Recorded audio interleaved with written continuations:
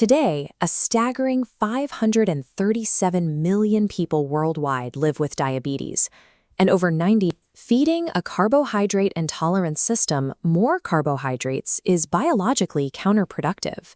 Removing this fuel source is the most direct way to address the underlying mechanism of the disease.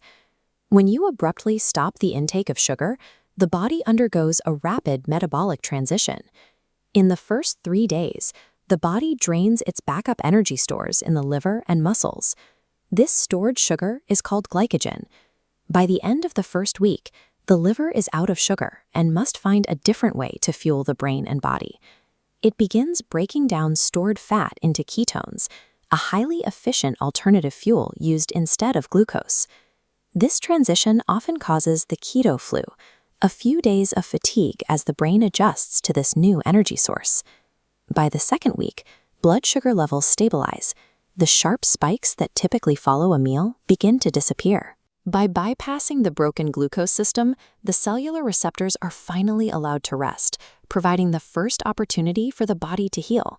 With less sugar entering the blood, the pancreas is no longer forced to overproduce insulin. This reduction in metabolic stress allows the cells to regain their sensitivity to insulin, with improvements of up to 75%. This chart shows the results of that recovery. Over 6 months, patients see a significant drop in pancreatic strain and an average 1.3% decrease in HbA1c, a metric that tracks your average blood sugar over the previous 90 days. The 2019 Virta Health study provided the clinical evidence for this transition. Within 1 year, 60% of study patients reached a state of diabetes remission. These patients burned toxic visceral fat around their organs while maintaining their muscle mass and eliminating post-meal energy crashes. These results challenge the view of type 2 diabetes as a permanent, deteriorating condition, showing instead that it is a reversible metabolic state. This metabolic shift is so effective that it creates an immediate medical risk for those currently taking medication. As this chart shows, the diet lowers blood sugar naturally.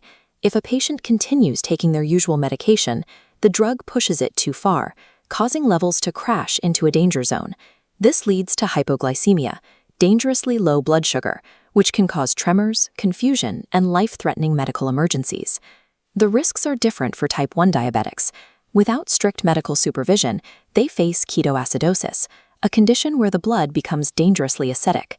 Because the body's chemistry changes in just a few days, starting this diet while on medication without a doctor's supervision is a dangerous collision of biology and pharmacology. For someone with diabetes, keto is not a casual diet. It is a clinical intervention. Safe execution requires 3 things: a doctor to adjust medications, daily ketone testing, and a continuous glucose monitor, or CGM, to track blood sugar in real time. The goal is to stay within nutritional ketosis, which is a specific range between 0.5 and 3.0 millimoles per liter. It is also important to recognize that this is a state of remission. If a patient returns to a high-carbohydrate diet, the metabolic intolerance will quickly return right along with the symptoms.